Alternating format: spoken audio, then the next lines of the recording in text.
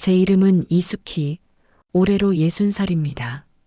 평생을 금속 부품 공장을 운영하는 남편 박성철의 아내로 살아왔습니다. 남편의 성공이 곧 내 행복이라 믿었고 그의 그림자 안에서 조용히 사는 것이 제 삶의 방식이었죠. 그날도 여느 때와 같은 저녁이었습니다.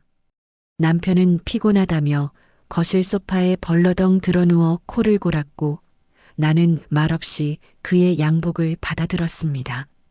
그런데 그날따라 양복에서 낯선 향수 냄새가 유독 코를 찔렀습니다. 어깨에는 본 적 없는 반짝이가 희미하게 묻어 있었고요. 무심코 양복 안주머니에 손을 넣었는데 딱딱한 종이가 만져졌습니다. 꺼내보니 해외 명품 브랜드 로고가 선명한 영수증 한 장이었습니다. 날짜는 바로 어제 남편이 베트남 출장에서 돌아온 날이었죠. 저는 저도 모르게 숨을 참고 영수증을 펼쳤습니다. 품목, 여성용 핸드백. 결제 금액은 제 한 달 생활비를 훌쩍 넘는 액수였습니다. 심장이 쿵 하고 바닥으로 떨어지는 것 같았어요. 한참을 망부석처럼 서 있다가 샤워를 마치고 나온 남편에게 다가갔습니다.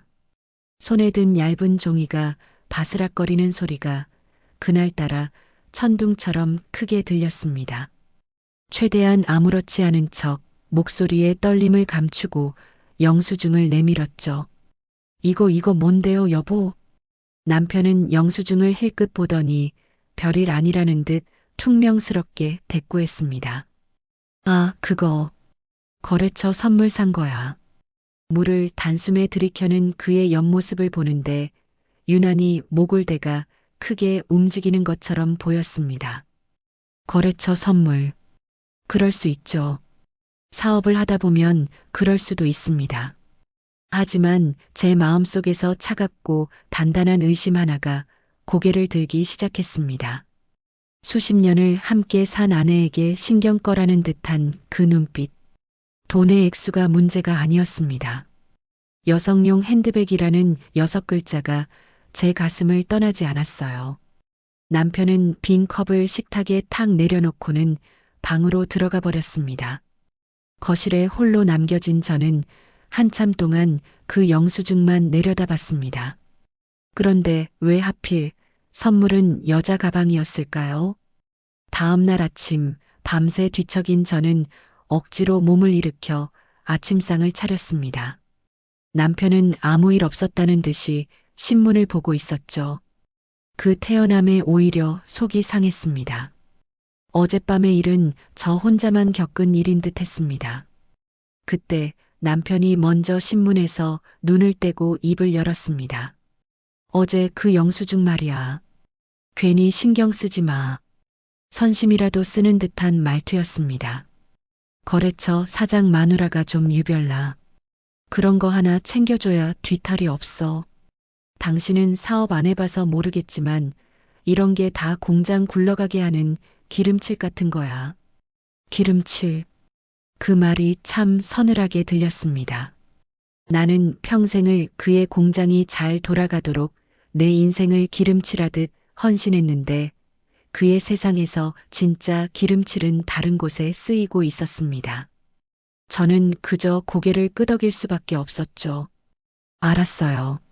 일 때문에 그런 거라니 어쩔 수 없죠. 제 대답에 남편은 만족한 듯 했습니다. 이 상황을 완벽히 수습했다고 믿는 얼굴이었죠. 남편은 밥 한 그릇을 깨끗하게 비우고 자리에서 일어났습니다. 현관으로 향하던 그가 마지막으로 한마디를 던졌죠.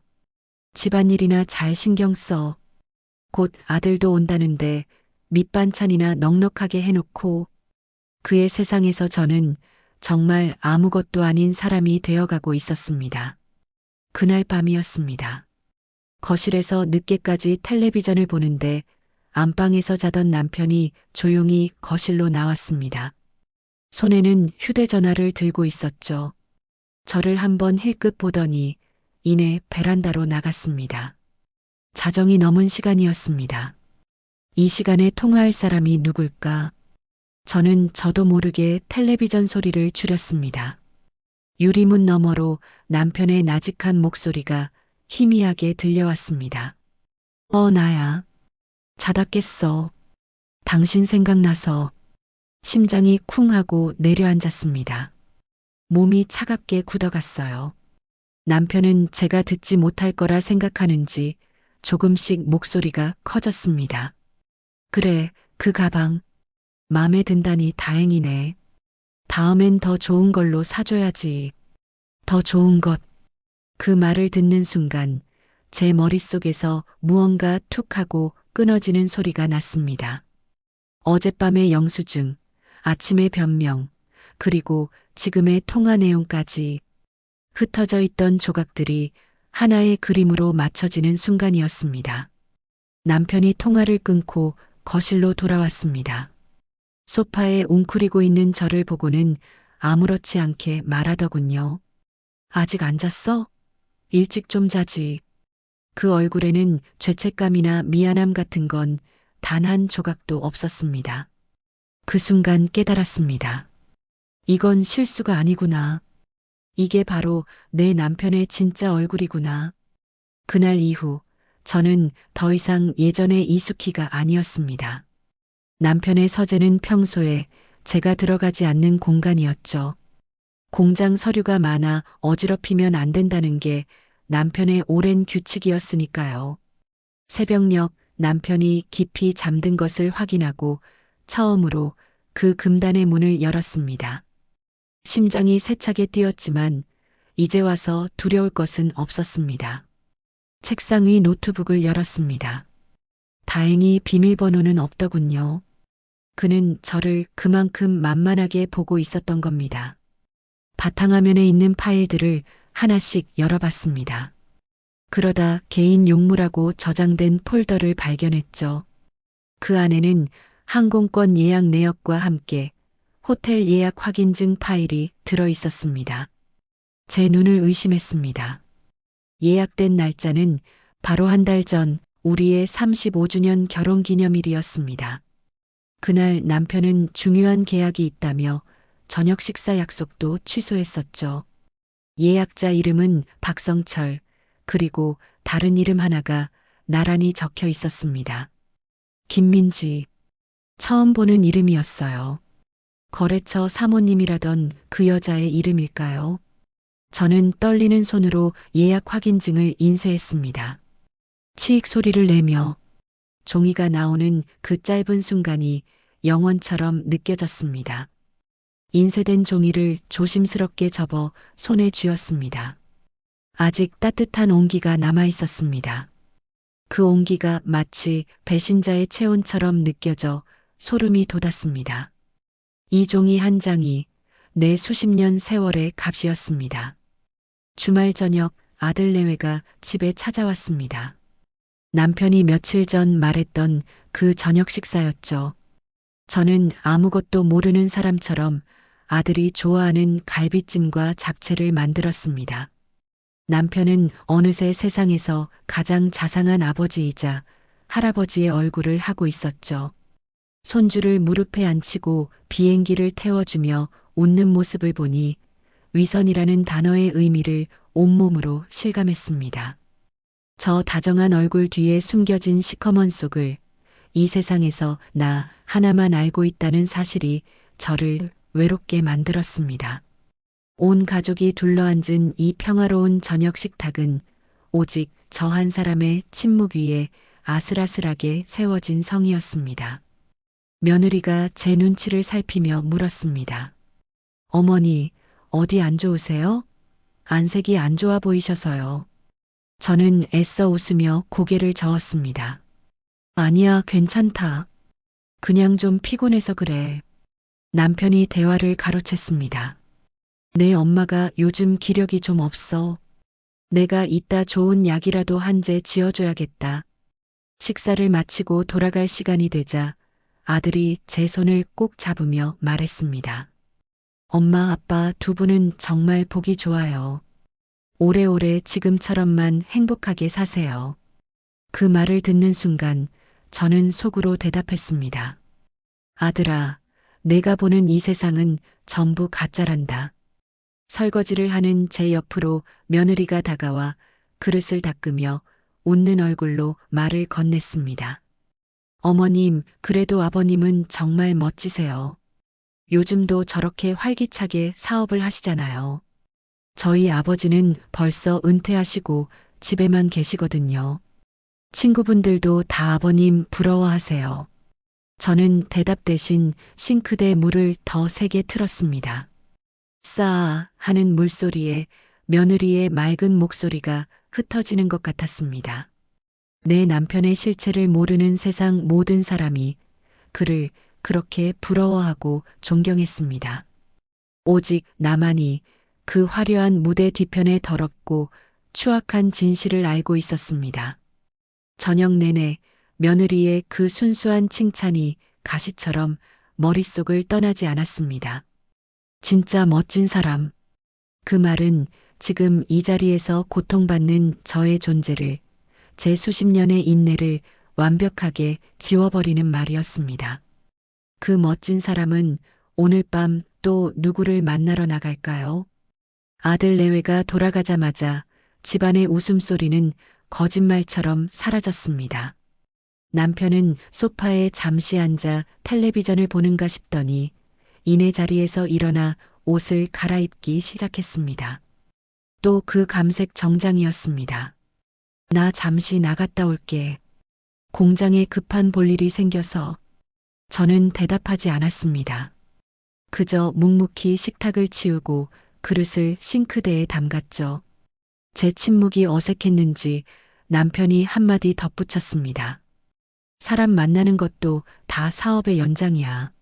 알지? 그 사람이 누굴지, 그 사업이 무엇일지 이제는 너무나 잘 알았습니다.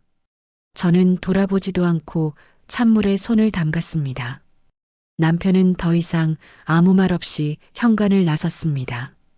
문이 닫히는 소리가 유난히 크게 울렸습니다. 저는 젖은 손을 앞치마에 닦으며 결심했습니다. 그래, 박성철.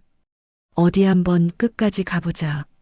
당신이 말하는 그 기름칠이 누굴 위한 것이었는지 내 눈으로 똑똑히 봐야겠어.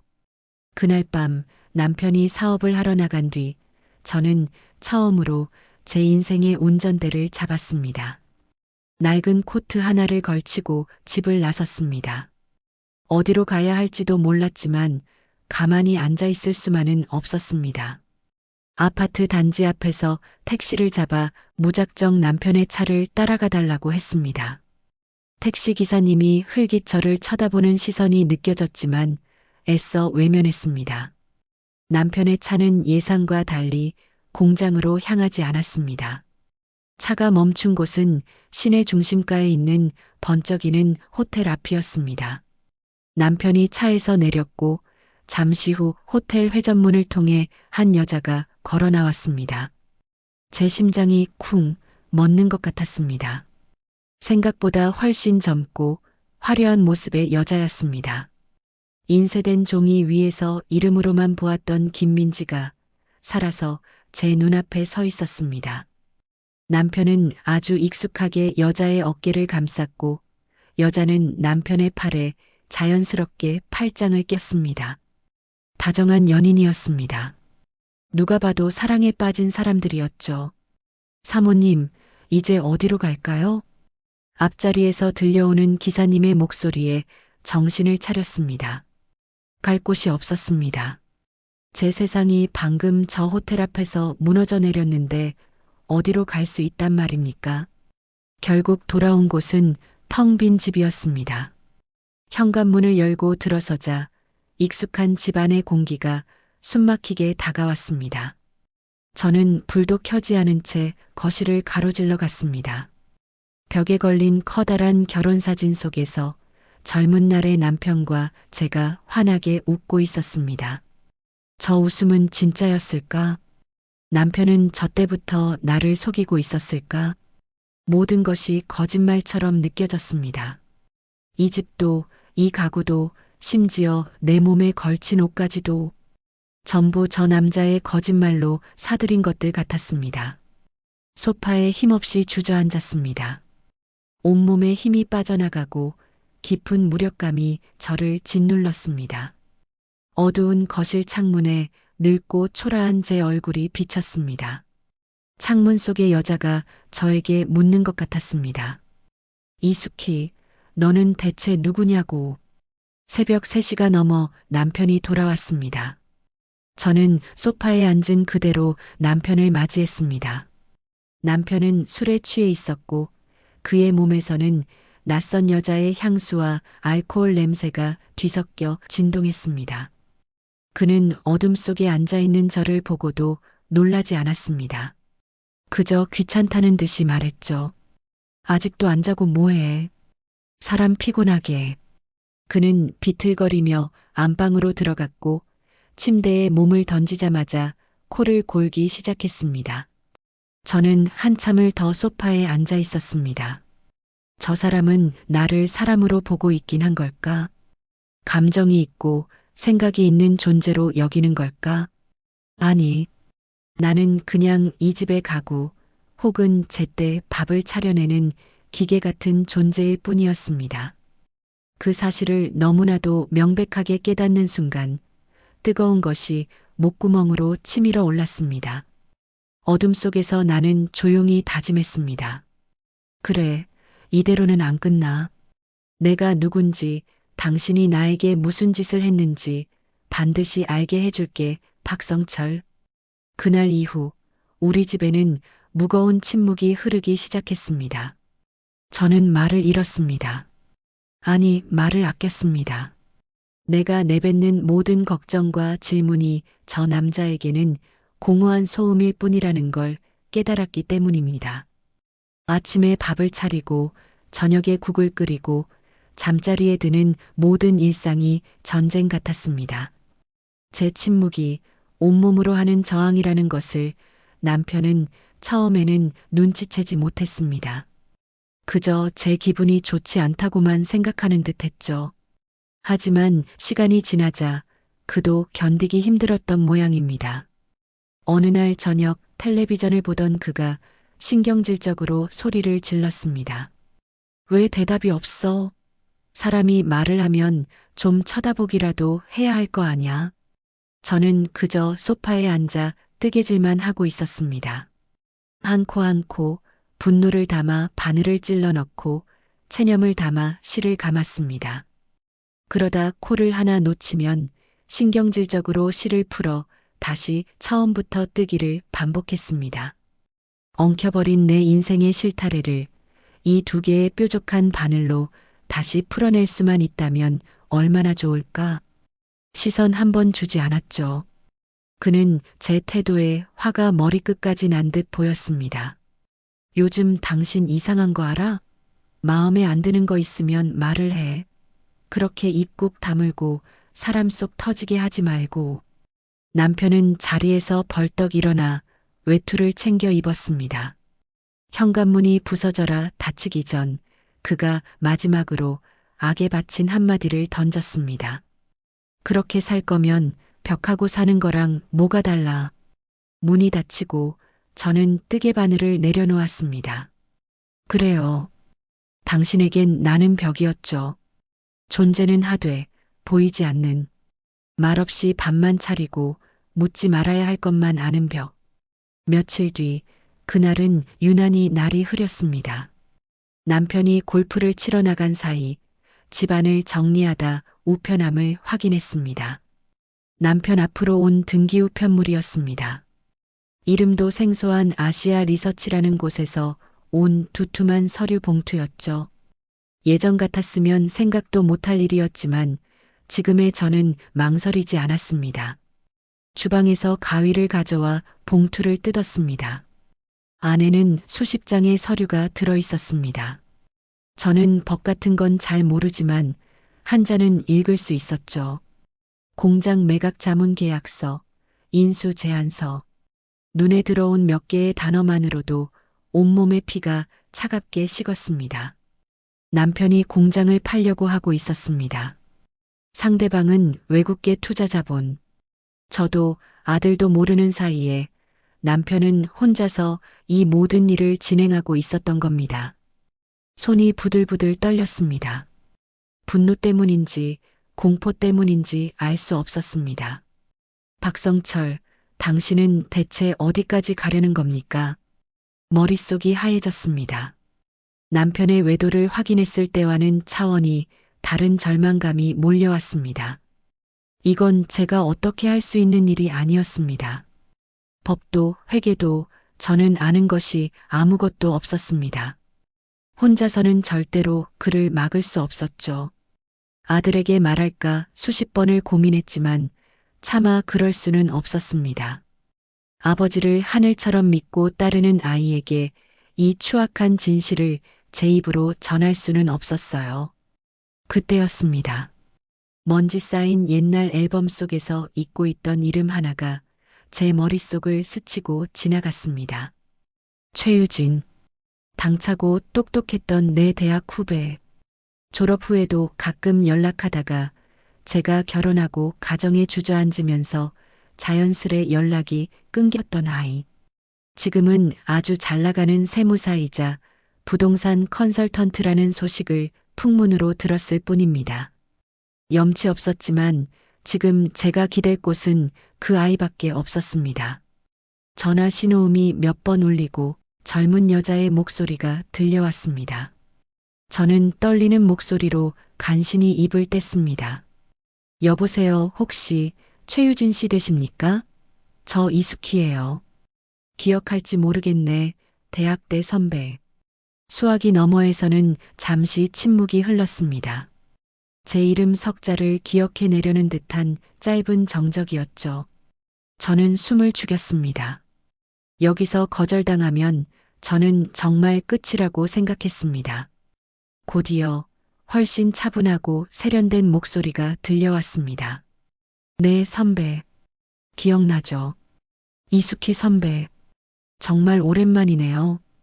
유진이었습니다. 제 심장이 철렁 내려앉으며 안도감과 부끄러움이 동시에 밀려왔습니다. 우리는 다음 날 유진의 사무실 근처에 있는 조용한 카페에서 만났습니다. 수십 년 만에 만난 유진이는 제가 기억하던 것보다 훨씬 더 당차고 멋진 여성이 되어 있었습니다. 그 앞에서 제 초라한 행색과 구차한 사연을 늘어놓으려니 입이 떨어지지 않았습니다. 제가 머뭇거리자 유진이가 먼저 입을 열었습니다. 선배, 괜찮으시면 그냥 다 말씀해 주세요. 무슨 일이든 제가 들어드릴게요. 그 따뜻한 한마디에 저는 결국 무너지고 말았습니다. 저는 본물 터진 듯이 모든 것을 털어놓았습니다. 명품 가방 영수증부터 호텔 예약증, 그리고 남편이 공장을 몰래 팔아치우려 한다는 사실까지. 이야기를 하는 내내 저는 고개를 들지 못했습니다. 말을 마친 뒤 저는 떨리는 손으로 등기 우편 봉투를 테이블 위로 밀었습니다. 유진이는 말없이 서류를 꼼꼼하게 읽어 내려갔습니다. 한참 뒤 서류에서 눈을 뗀 유진이가 전과는 비교할 수 없이 차갑고 날카로운 눈빛으로 저를 보며 말했습니다.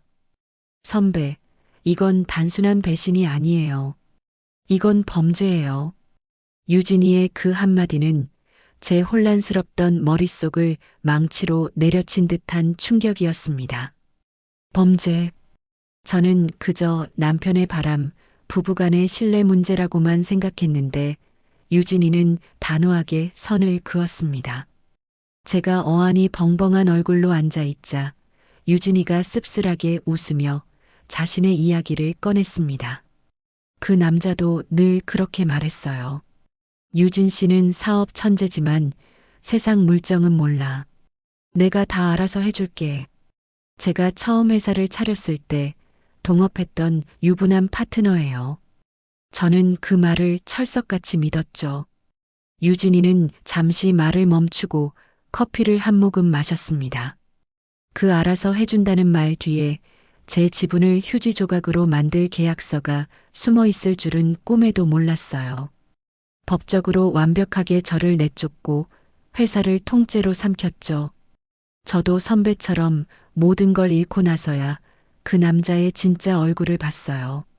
선배님, 남편분 서류만 봐도 알겠어요.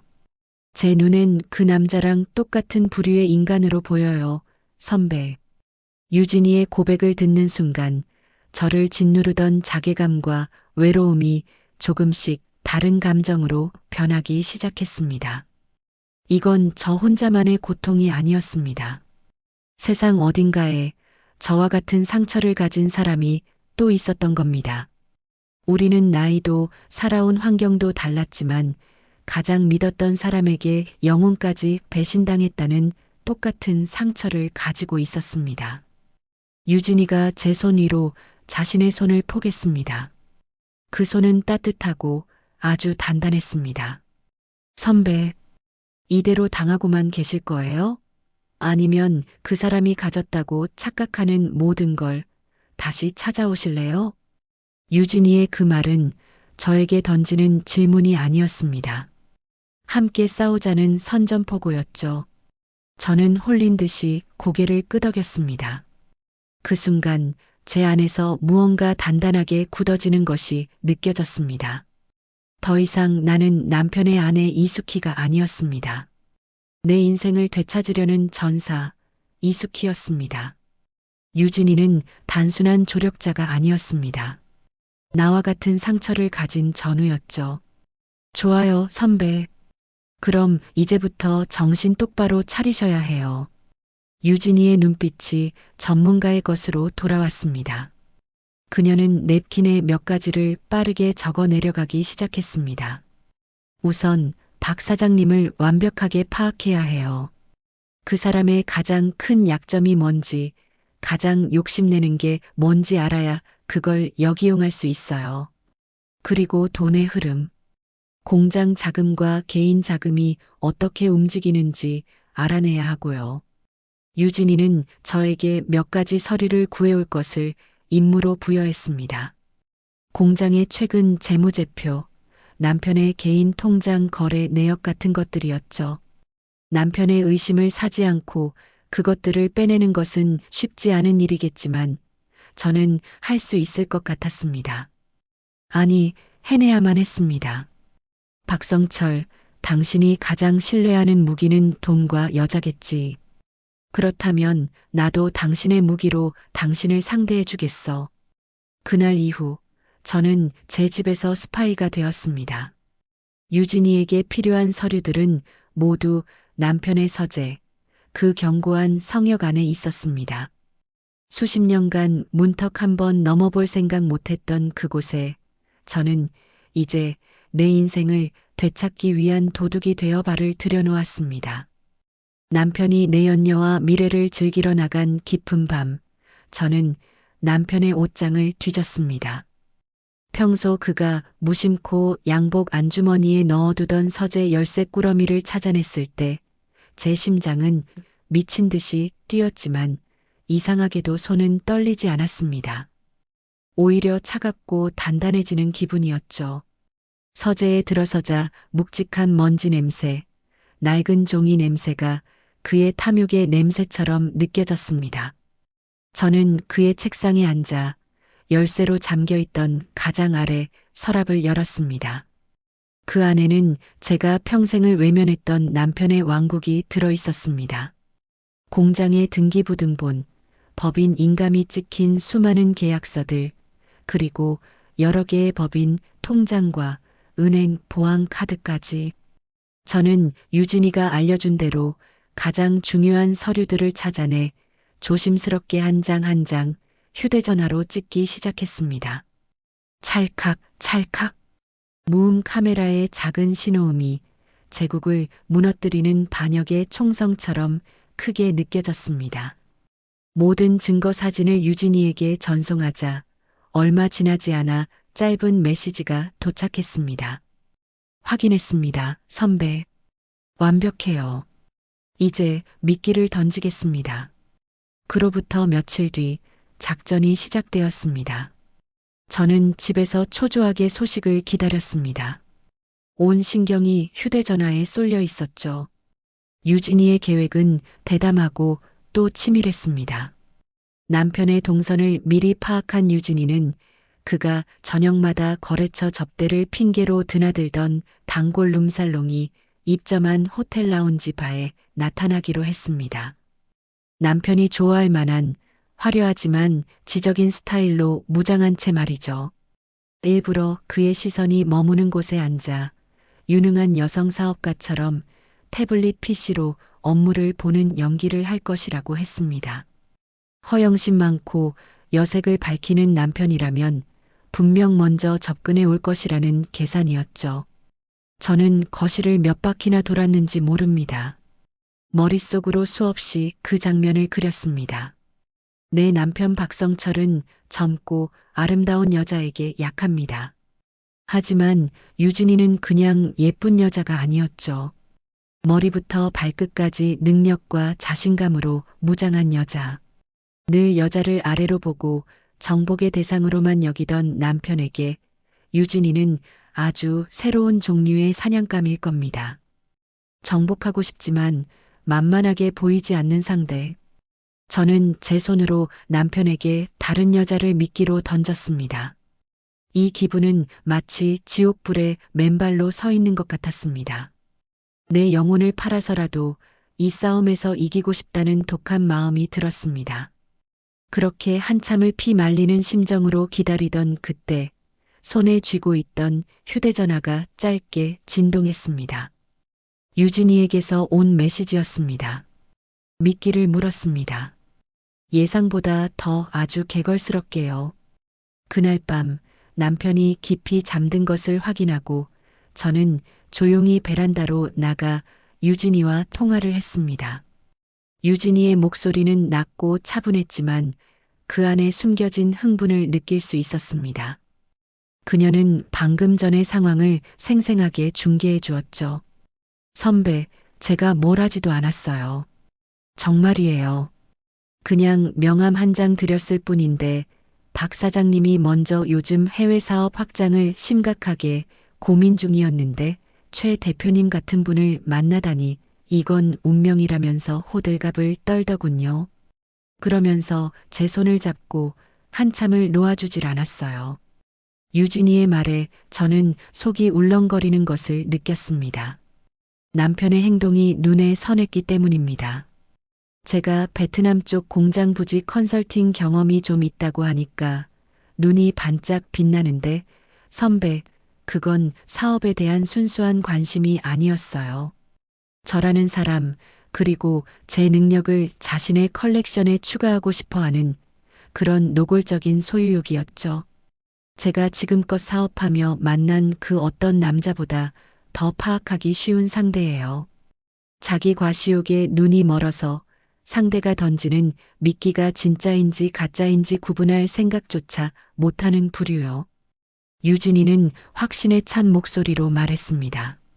그녀는 이미 남편 박성철이라는 인간을 완벽하게 간파하고 있었습니다.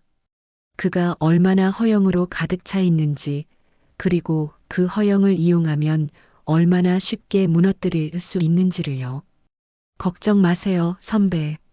다음 주에 바로 미팅 약속을 잡았어요. 그쪽에서 먼저 애걸복걸하다시피 매달려서요. 이 게임 우리가 무조건 이겨요. 그 사람은 자기가 사냥꾼인 줄 알겠지만 실은 자기가 사냥감이라는 사실을 꿈에도 모를 테니까요. 전화를 끊고 어둠 속에서 거실을 내다보았습니다. 안방에서는 남편의 코 고는 소리가 평화롭게 들려왔습니다. 저 소리가 저렇게 역겹게 들린 적은 처음이었습니다. 그래, 박성철. 실컷 좋은 꿈이나 꿔봐. 그 꿈에서 깨어났을 때 당신 발밑이 낭떠러지라는 걸 알게 될 테니. 그날 밤 남편은 평소보다 더 늦게 들어왔습니다. 술에 취했지만 기분 좋은 흥분이 얼굴에 가득했죠. 그는 안방에 들어와서도 바로 눕지 않고 어두운 거울 앞에 서서 한참 동안 자신의 모습을 비춰보았습니다. 저는 자는 척 눈을 가늘게 뜨고 그를 지켜보았습니다. 그의 입가에 비열하고 만족스러운 미소가 걸려 있었습니다. 저는 그의 속마음을 읽을 수 있었습니다.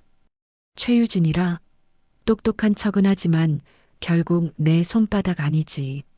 내 돈과 지위 앞에서 버틸 여자는 없어. 그는 유진이가 이미 자신에게 반했다고, 이 게임의 승자는 처음부터 자신이었다고 확신하고 있었습니다. 지금껏 다른 여자들이 그래왔듯 유진이도 결국 그의 수많은 컬렉션 중 하나가 될 거라고 믿어 의심치 않았죠. 그래, 실컷 그 착각 속에 빠져 있어 봐. 당신의 그 더러운 자신감이 당신을 어디로 끌고 갈지 나는 똑똑히 알고 있으니. 유진이와 남편의 첫 공식 미팅이 있던 날 아침, 집안 공기는 미묘하게 들떠 있었습니다. 그 들뜸의 진원지는 바로 남편이었죠. 그는 아침부터 거울 앞에서 떠날 줄을 몰랐습니다. 옷장 안에 있는 넥타이를 전부 꺼내놓고 대보기를 반복했고 서랍 깊숙이 넣어두었던 가장 비싼 시계를 꺼내 찼습니다. 평소보다 비싼 향수 냄새가 온 집안에 진동했습니다. 그는 마치 첫 데이트를 앞둔 소년처럼 안절부절 못하면서도 제 앞에서는 애써 권위를 세우려 했습니다. 아주 유능한 컨설턴트를 만나러 가. 당신은 들어도 모를 중요한 사업 이야기야. 베트남에 제2공장을 세울 수도 있는 아주 큰 건이지. 그는 저를 깔보는 그 특유의 말투로 있지도 않은 사업 계획을 늘어놓았습니다. 저는 묵묵히 그가 어지럽힌 넥타이 중 하나를 골라 매주었습니다. 제 손길이 그의 목에 닿자 그는 만족스러운 듯 헛기침을 했습니다. 남편은 현관을 나서며 제게 거들먹거리며 말했습니다. 저녁 늦을 테니 기다리지 마. 큰 계약이 성사될지도 모르니. 저는 조용히 대답했습니다. 네, 여보. 그리고 속으로 덧붙였죠. 기다리지 않아요. 당신의 종말을 구경할 준비를 하고 있을 테니. 저녁이 되어 유진이에게서 전화가 왔습니다. 저는 약속대로 남편을 기다리지 않고 제 방에서 조용히 그 전화를 받았습니다. 유진이의 목소리는 낮았지만 그 안에 담긴 승리의 기운을 숨기지 못했습니다. 선배, 그 사람 완전히 넘어왔어요. 제가 준비해간 베트남 산업단지 가짜 브리핑 자료를 보여주자마자 자기가 먼저 구체적인 투자 규모와 지분 이야기를 꺼내더군요. 유진이는 능숙한 지휘자처럼 상황을 조율했습니다. 일부러 이건 리스크가 큰 사업이라 투자는 신중해야 한다며 한 발 빼는 척했더니 남편은 오히려 최 대표는 너무 조심성이 많아서 큰 돈은 못 벌겠다며 저를 가르치려 들었다고 합니다. 그러면서 자신의 성공 신화를 1시간 넘게 떠들고 자신이 얼마나 대단한 사업가인지를 증명하려 애썼다고요. 가장 결정적인 순간이 뭔지 아세요, 선배? 제가 슬쩍 이런 큰 사업은 신뢰할 수 있는 파트너가 가장 중요하다고 말했더니 그 사람이 제 손을 덥석 잡으면서 이렇게 말하더군요. 유진이는 잠시 숨을 고른 뒤 남편의 느끼한 말투를 흉내냈습니다. 최 대표 같은 사람과 함께라면 내 전 재산을 걸 수도 있소. 우리 단순한 사업 파트너를 넘어 인생의 동반자가 되어 봅시다. 유진이가 차분한 목소리로 말했습니다. 이제부터는 슬슬 돈 얘기를 구체적으로 꺼내야죠. 선배는 이제부터 그가 평생 모은 재산을 얼마나 쉽게 내놓는지 편안하게 구경만 하시면 돼요. 그날 밤 남편은 정말로 아주 늦게 들어왔습니다. 술에 취해 있었지만 기분은 최고인 듯 보였습니다. 그의 손에는 동네 빵집에서 사온 작은 케이크 상자 하나가 들려 있었죠. 그는 식탁 위에 케이크를 올려놓으며 거들먹거렸습니다. 당신도 맛이나 보라고 사왔어. 오늘 아주 중요한 계약에 물꼬를 텄거든. 그 모습이 어찌나 가증스러운지 저는 아무 말도 할 수가 없었습니다. 평소에는 거들떠보지도 않던 저에게 베푸는 그 동전만한 친절이 그의 성공에 대한 자신감의 표현이라는 것을 알았기 때문입니다. 그는 소파에 길게 누워 오늘 만난 최유진이라는 여자가 얼마나 똑똑하고 대단한지, 그런 인재를 알아본 자신의 사업적 안목이 얼마나 뛰어난지를 쉴 새 없이 떠들어댔습니다. 저는 그저 영혼 없이 고개를 끄덕이며 맞장구를 쳐주었죠. 한참을 떠들던 남편이 자리에서 일어나 안방으로 향했습니다. 그러다 제 어깨를 두어 번 툭툭 치더군요. 내가 버텨줬으니까 당신도 그 촌스런 앞치마 두르고 아직 이 집에 있는 거야. 알긴 알아? 그는 그 말을 남기고 방으로 들어갔습니다. 촌스런 앞치마. 그래요. 이 앞치마는 평생 당신의 성공을 위해 내가 입었던 갑옷이자 수의였습니다. 저는 식탁 위에 놓인 케이크 상자를 말없이 바라보았습니다. 호강? 아니, 나는 지금 당신의 장례식을 준비하고 있는 거야. 계획은 차질 없이 진행되었습니다. 유진이는 남편에게 베트남 현지 공장 부지를 선점하기 위한 계약 보증금이 필요하다고 말했습니다. 금액은 5억. 남편의 재산에 비하면 큰 돈은 아니었지만 결코 적은 돈도 아니었죠. 저는 남편이 망설일지도 모른다고 생각했습니다. 하지만 제 예상은 완전히 빗나갔습니다. 남편은 유진이의 말에 의심은커녕 오히려 자신의 재력을 과시할 기회라는 듯 반색했습니다. 그는 주말 아침 서재에서 콧노래까지 흥얼거리며 인터넷 뱅킹으로 돈을 이체했습니다. 저는 쟁반에 차를 내어가는 척하며 그의 등 뒤에서 숨을 죽이고 그 모습을 지켜보았습니다. 화면에 찍히는 0의 개수를 저는 잊을 수가 없습니다. 저 돈은 지난 수십 년간 공장의 시끄러운 소음 속에서 내 남편의 숱한 외도를 못 본 척 눈 감아주는 대가로 쌓아 올린 돈이었습니다. 내 청춘과 맞바꾼 돈이었죠. 그 돈이 이제 유진이가 만들어 놓은 텅 빈 유령회사의 계좌로 빨려 들어가고 있었습니다. 그 순간 이상하게도 제 마음은 파도 한 점 없는 호수처럼 고요했습니다. 기쁘지도 슬프지도 않았습니다. 그저 단단한 두 개의 작은 구멍으로 물이 새어나가기 시작하는 것을 아주 담담하게 지켜보는 기분이었습니다. 이제 곧 저 둑은 걷잡을 수 없이 무너져 내릴 것입니다. 그가 의자 등받이에 기대며 거만하게 말했습니다. 이건 시작에 불과해. 이제 곧 이 돈이 10배, 100배가 돼서 돌아올 테니 당신은 평생 돈 걱정 없이 살게 될 거야. 저는 조용히 미소만 지었습니다. 그리고 속으로 대답했죠. 아니, 그 돈은 당신에게 돌아오지 않아요. 그 돈은 내게로 돌아오는 중이에요. 그날 이후 저는 온 신경을 곤두세운 채 남편의 모든 것을 기록하고 관찰하기 시작했습니다. 그의 통화 시간, 귀가 시간, 누구와 만나는지, 심지어 무심코 내뱉는 말 한마디까지. 저는 사냥감이 남긴 희미한 흔적을 쫓는 늙은 사냥꾼이었습니다. 제 집착은 병적인 수준이었지만 그 덕분에 제 감각은 날카롭게 벼려졌습니다.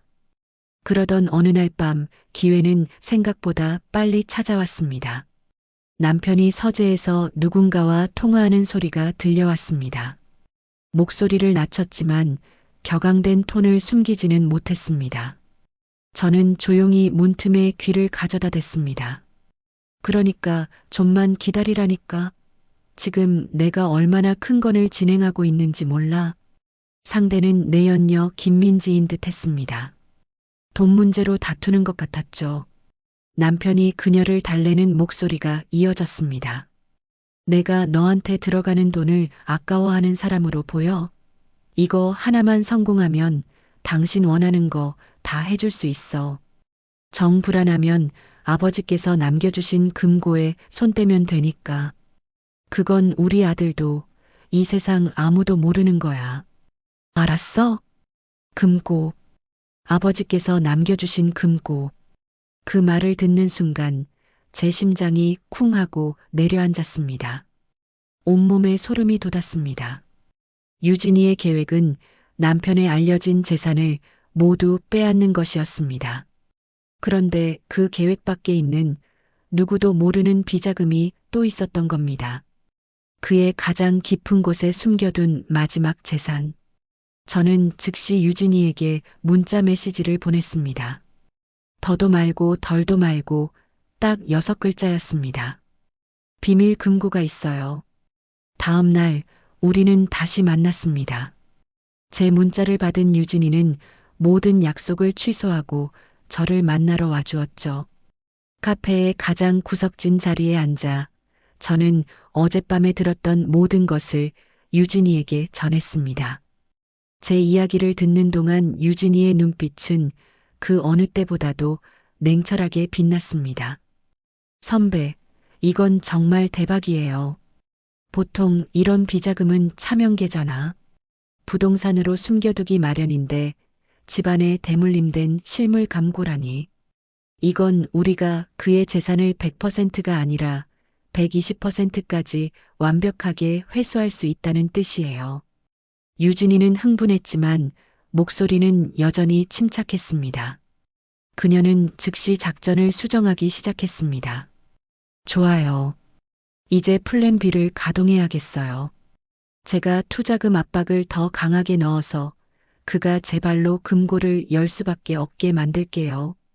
그가 금고를 여는 순간 우리는 그의 마지막 숨통을 끊는 겁니다. 그러기 위해선 그 금고가 어디에 있는지 알아내야 해요.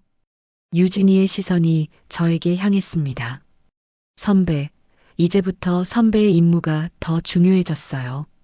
집안에서 그 금고가 어디에 있을지 흔적을 찾아주세요. 낡은 앨범, 시아버지 유품, 오래된 서류, 뭐든지 좋아요. 힌트는 분명 그의 과거 속에 있을 거예요. 카페를 나와 집으로 돌아오는 내내 제 눈은 온 동네를 그리고 우리 집 구석구석을 새롭게 훑고 있었습니다. 모든 것이 단서처럼 보였습니다. 박성철, 당신은 당신의 현재뿐만 아니라 당신이 애지중지하는 그 과거까지 전부 다 나에게 빼앗기게 될 거야. 남편의 비밀 금고를 찾기 위한 나의 수색은 우리 집의 역사와 먼지가 함께 잠들어 있는 낡은 창고에서 시작되었습니다. 유진이의 말대로 해답은 분명 과거에 있을 터였죠. 문을 열자 퀴퀴한 먼지와 조명 냄새가 코를 찔렀습니다.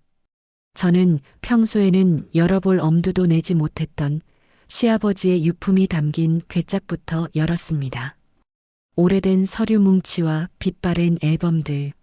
한참을 뒤지던 그때 시아버지의 낡은 성경책 사이에서 작은 사진 한 장이 툭 떨어졌습니다. 제가 전혀 본 적 없는 갓난아기의 100일 사진이었습니다. 우리 아들의 어릴 적 모습과는 다른 얼굴. 사진 뒷면에는 우리의 보물 민준. 첫돌을 축하하며 라고 적혀 있었습니다. 민준이라니 처음 들어보는 이름이었습니다. 저는 고개를 저었습니다. 시아버지가 아끼던 다른 친척의 아이겠거니 애써 생각하며 사진을 옆으로 치워두었죠. 하지만 그 아이의 눈매가 젊은 날의 남편을 기묘하게 닮아있다는 생각을 떨칠 수가 없었습니다. 가슴 한구석이 서늘해졌지만 나는 애써 그 불길한 상상을 외면했습니다. 수색을 계속하던 제 손에 시아버지의 것이 아닌 다른 괴짝 하나가 잡혔습니다. 남편의 대학 시절 잡동사니들이 담긴 상자였죠. 그 안에서 저는 낡고 두꺼운 노트 한 권을 발견했습니다. 남편의 일기장이었습니다. 열어보지 말아야 했습니다. 하지만 저는 이미 돌아갈 수 없는 강을 건넌 뒤였습니다. 판도라의 상자를 여는 심정으로 바싹 마른 첫 장을 넘겼습니다. 그 속에는 저와의 결혼을 앞두고 쓴 글이 있었습니다. 이숙희는 참한 여자다. 성품이 조용하고 순종적이니 사업하는 남편의 내조를 군말 없이 잘할 것이다. 야망 있는 나에게는 최선의 선택이다. 그 글자 위로 뜨거운 인두가 떨어진 듯 눈앞이 아찔해졌습니다. 그가 최선의 선택이라는 글자를 쓰던 그 밤, 나는 아마 부엌에서 그의 내일 아침 국을 끓이고 있었을 겁니다. 그의 성공을 위해 내 손에 물 마를 날이 없었던 그 모든 시간이 그의 계산기 위에서 더해지고 빼지는 숫자에 불과했다는 사실. 심장이 갈갈이 찢겨나가는 것이 아니라 애초에 심장이란 것이 내게는 없었던 것처럼 텅 비어버리는 기분이었습니다. 일기장을 덮는 내 손이 떨렸습니다. 나는 그의 사업을 위한 최선의 선택지였을 뿐입니다. 그렇다면 혹시 내 머릿속에서 아까 보았던 낯선 아기의 사진이 불현듯 떠올랐습니다. 그 기묘하게 남편을 닮았던 눈매, 민준이라는 이름. 설마, 아닐 거야. 나는 미친 생각을 하고 있는 거야.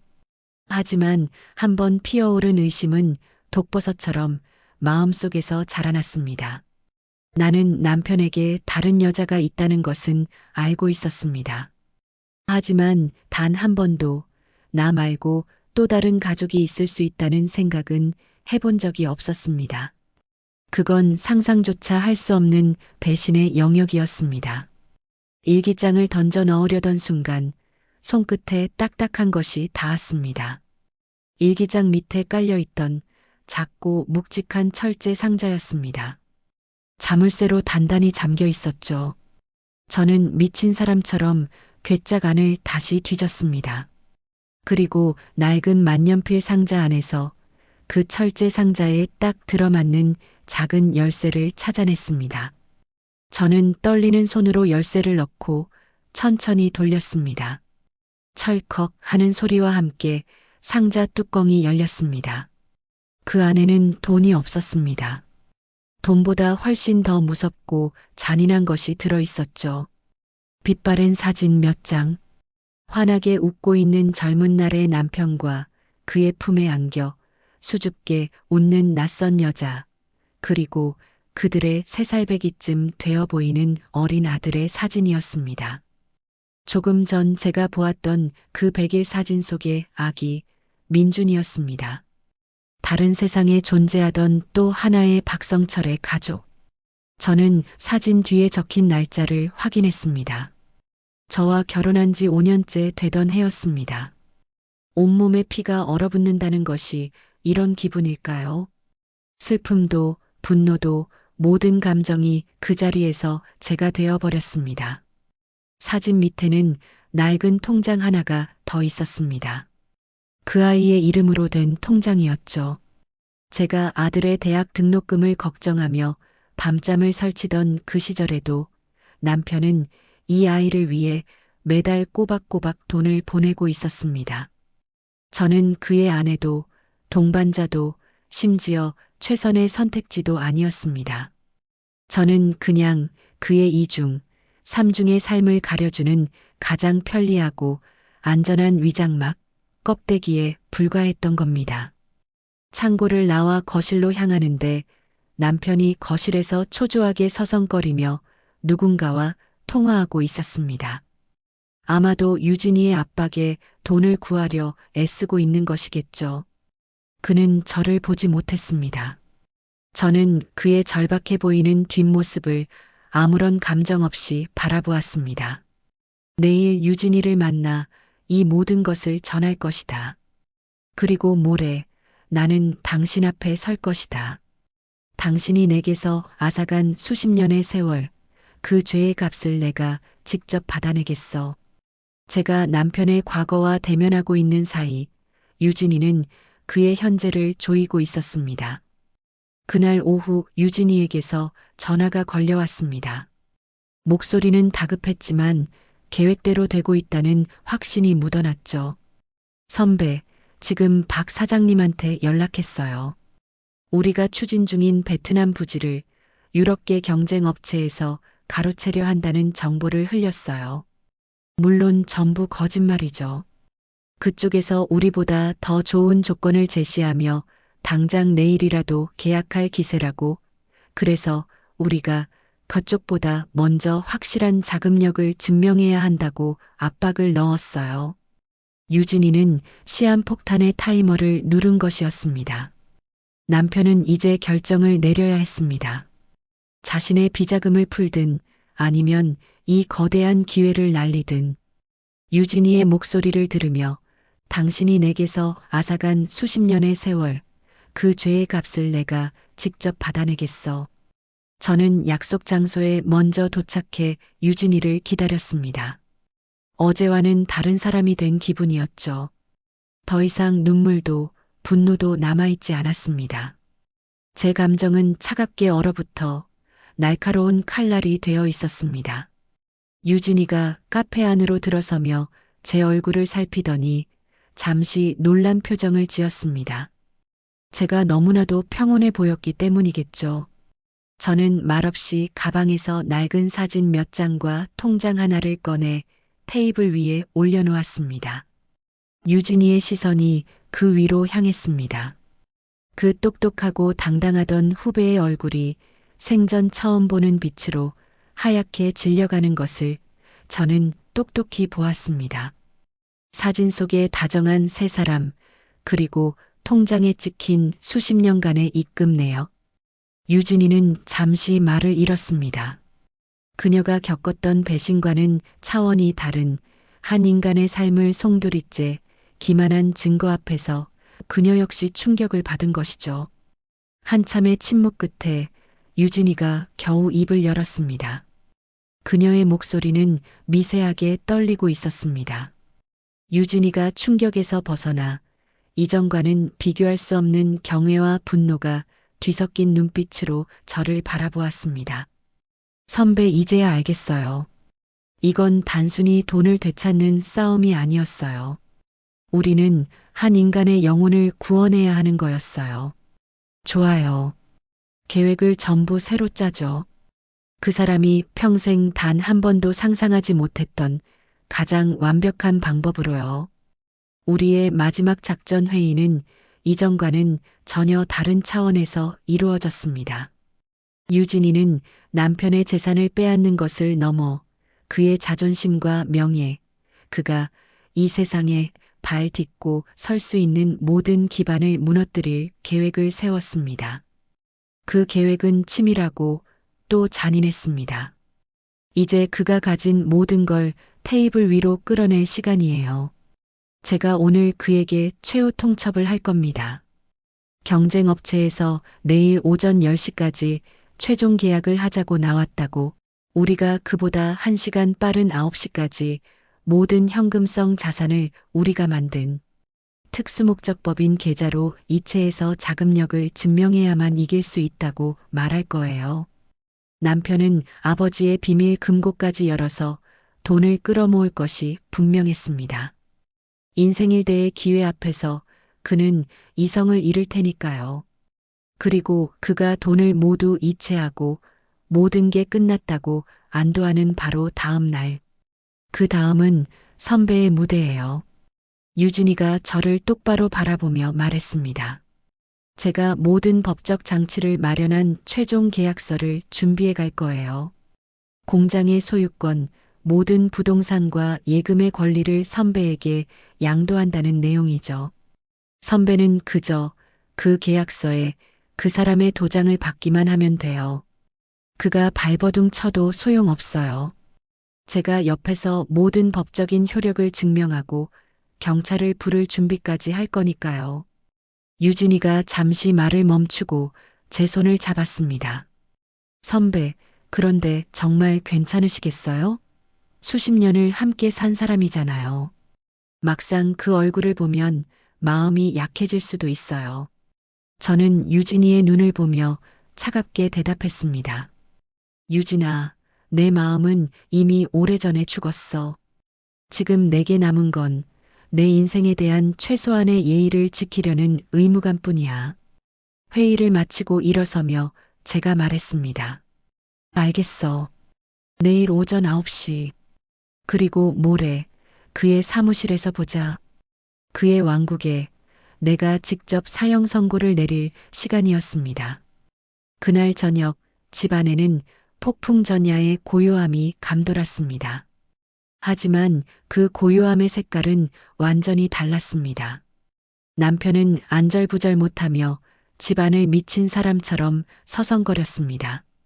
그는 내일 오전 9시까지 자신의 운명을 걸고 돈을 모아야 했습니다. 휴대전화를 붙들고 여기저기 통화를 하는 그의 얼굴에는 초조함과 탐욕이 뒤섞여 있었습니다. 반면 저는 아주 정성스럽게 저녁 식사를 준비했습니다. 그가 가장 좋아하는 갈비찜이었죠. 어쩌면 그가 박성철이라는 이름으로 이 집에서 먹는 마지막 저녁 식사가 될 테니까요. 저의 그 평온한 모습이 오히려 그를 더 불안하게 만들었던 모양입니다. 그는 주방으로 와서 제게 말을 걸었습니다. 내일 정말 중요한 날이야. 당신은 아무것도 모르겠지만 내 인생이 걸린 일이라고. 당신도 기도라도 좀 해줘. 저는 하던 일을 멈추고 그의 눈을 똑바로 보며 대답했습니다. 아주 부드러운 목소리로요. 네, 기도할게요. 당신이 받아야 할 것을 받게 해달라고요. 남편은 다시 서재로 들어가 돈을 구하기 위한 전화를 돌리기 시작했습니다. 저는 조용히 식탁을 차리고 그의 빈 의자를 바라보았습니다. 많이 먹어둬요, 여보. 당신 인생의 마지막 만찬이 될 테니. 심판의 날 아침이 밝았습니다. 저는 잠을 설쳤지만 정신은 그 어느 때보다도 맑았습니다. 남편은 새벽부터 서재와 안방을 오가며 부산을 떨었습니다. 아버지의 비밀 금고까지 열었던 모양입니다. 그의 인생 전부를 건 도박, 그 마지막 판돈을 긁어 모으는 소리가 제게는 똑똑히 들렸습니다. 저는 그저 식탁에 앉아 차를 마시며 그 모든 광경을 지켜보았습니다. 오전 8시 58분. 제 휴대전화가 짧게 진동했습니다. 유진이에게서 온 제가 기다리던 메시지였습니다. 입금 확인. 성이 무너졌습니다. 저는 메시지를 확인하고 조용히 휴대전화를 내려놓았습니다. 수십 년간 저를 옥죄던 그 거대하고 견고해 보였던 성이 모래성처럼 허무하게 사라지는 순간이었습니다. 남편은 9시가 되자마자 유진이에게 전화를 걸어 모든 송금을 완료했다며 흥분과 승리감에 찬 목소리로 외쳐댔습니다.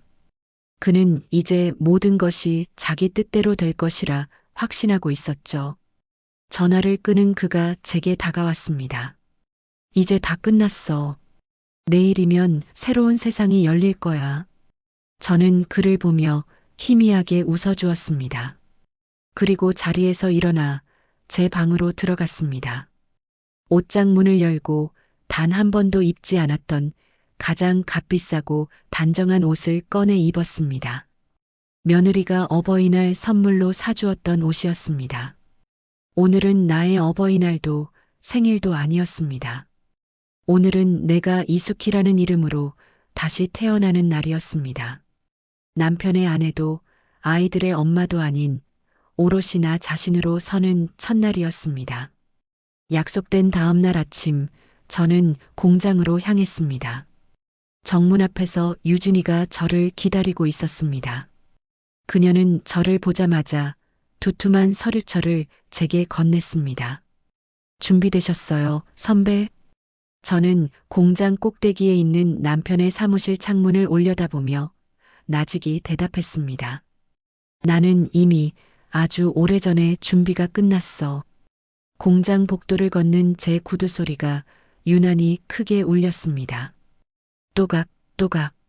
그건 내 인생의 낡은 챕터를 닫고 새로운 챕터를 여는 소리였습니다. 남편의 사무실 문 앞에서 저는 잠시 숨을 골랐습니다. 문손잡이가 얼음장처럼 차갑게 느껴졌습니다. 저는 망설임 없이 그 손잡이를 잡고 안으로 들어섰습니다. 사무실 문을 열고 들어섰을 때 그는 최고급 소파에 앉아 담배를 피우고 있었습니다. 세상을 다 가진 남자의 표정이었죠.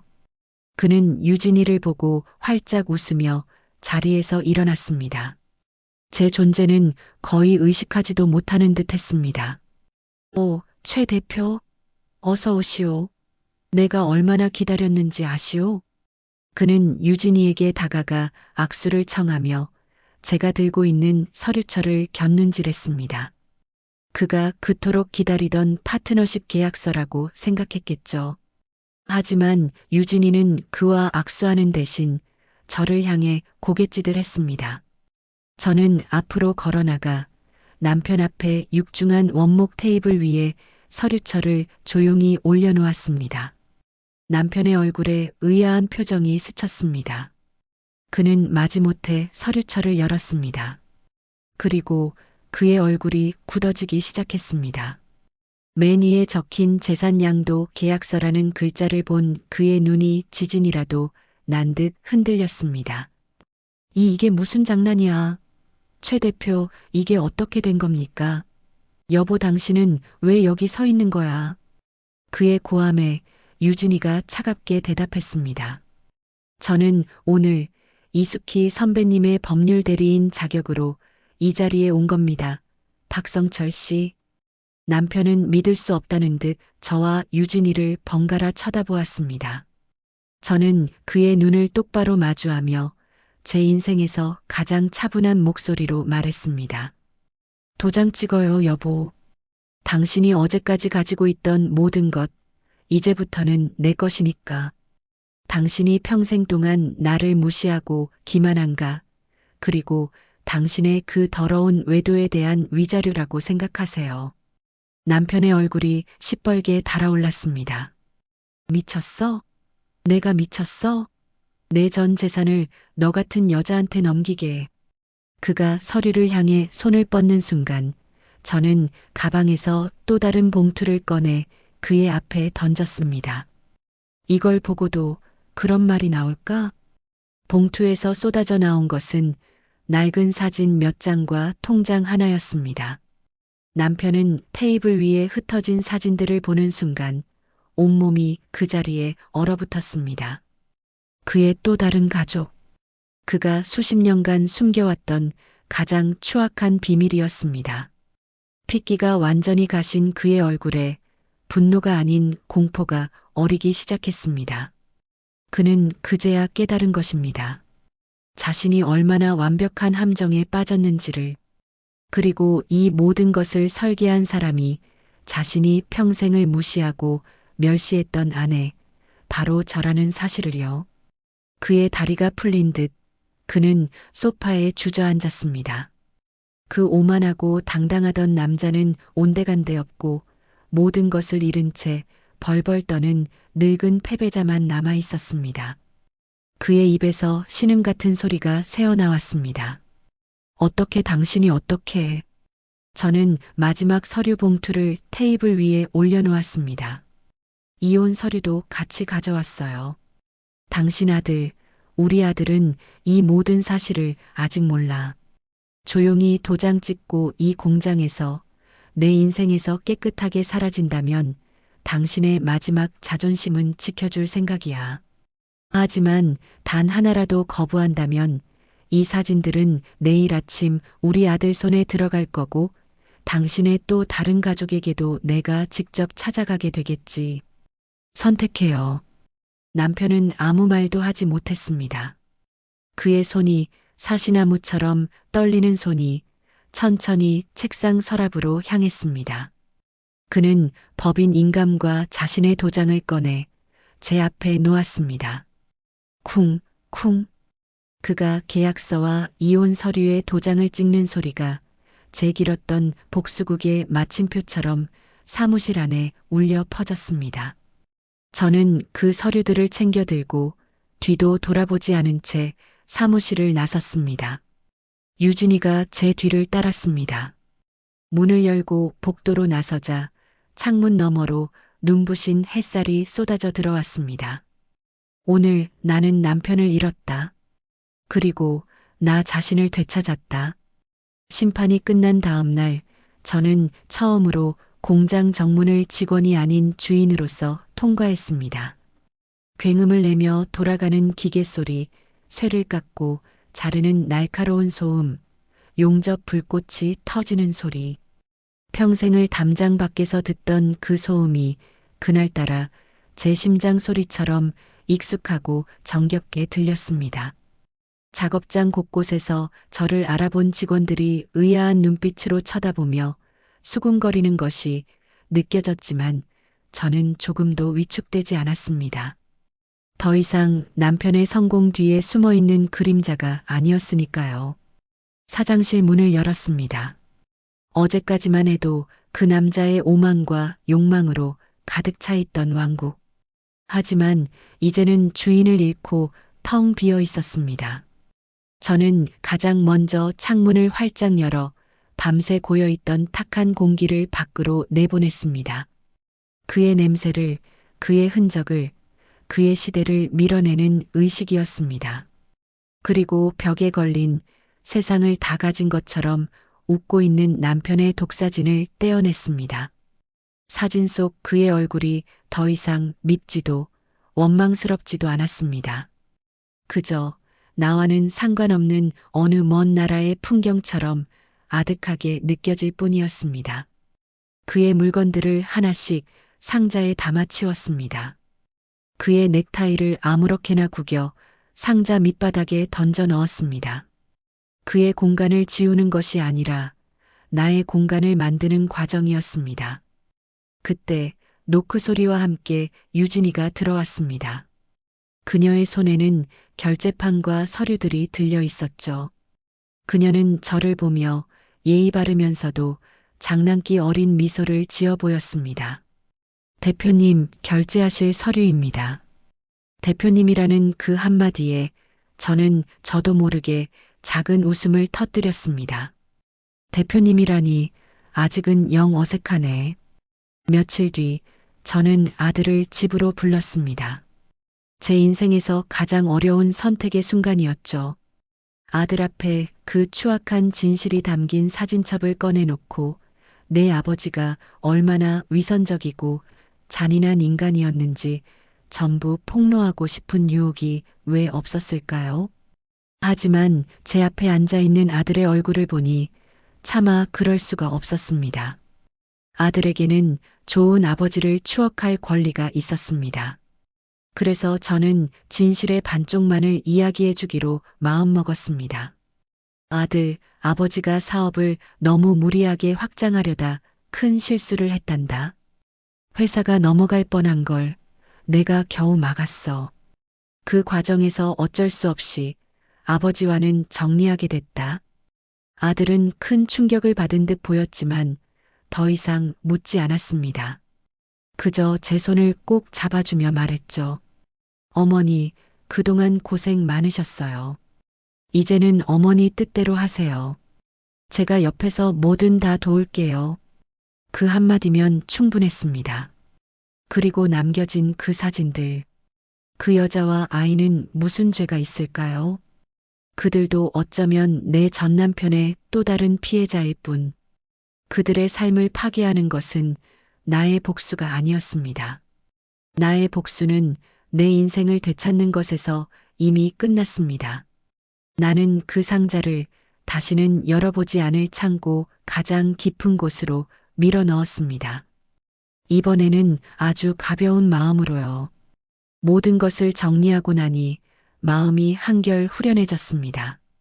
이제 정말 과거와 작별할 시간이었습니다.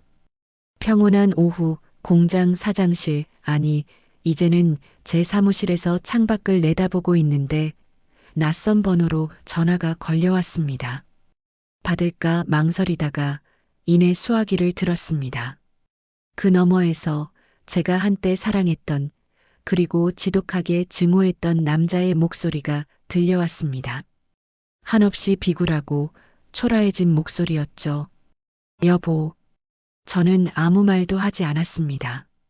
그는 용서해달라고 단돈 얼마라도 좋으니 도와달라고 애원했습니다.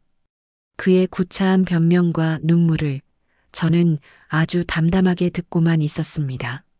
모든 말이 끝났을 때 저는 조용히 입을 열었습니다. 이제 나는 당신의 여보가 아닙니다. 박성철 씨. 다시는 이 번호로 전화하지 마세요. 저는 그 말을 끝으로 전화를 끊고 그의 번호를 차단했습니다. 길고 길었던 내 인생을 올가매던 모든 인연의 끈을 내 손으로 끊어내는 마지막 의식이었습니다. 수화기를 내려놓자 후련했지만 마냥 기쁘지만은 않았습니다. 내 젊은 날의 사랑과 헌신이 남긴 씁쓸한 뒷맛 때문일 겁니다.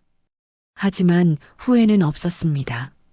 창밖으로 공장의 기계들이 쉼없이 돌아가고 있었습니다. 역하게만 느껴졌던 기름 냄새가 이제는 땀과 노동의 냄새, 치열하게 살아가는 사람들의 냄새로 느껴졌습니다. 저는 책상 위에 놓인 대표이사 이숙희라고 새겨진 명패를 가만히 쓸어보았습니다. 60이 넘은 나이에 나는 다시 새로운 길 위에 섰습니다. 이 길이 어디로 향할지는 아직 모르지만 한 가지는 확실했습니다. 이제부터 내 인생의 운전대는 오직 나 자신만을 위해 잡을 것입니다. 한 여성의 잃어버렸던 시간을 되찾는 여정. 끝까지 함께 해주셔서 감사합니다.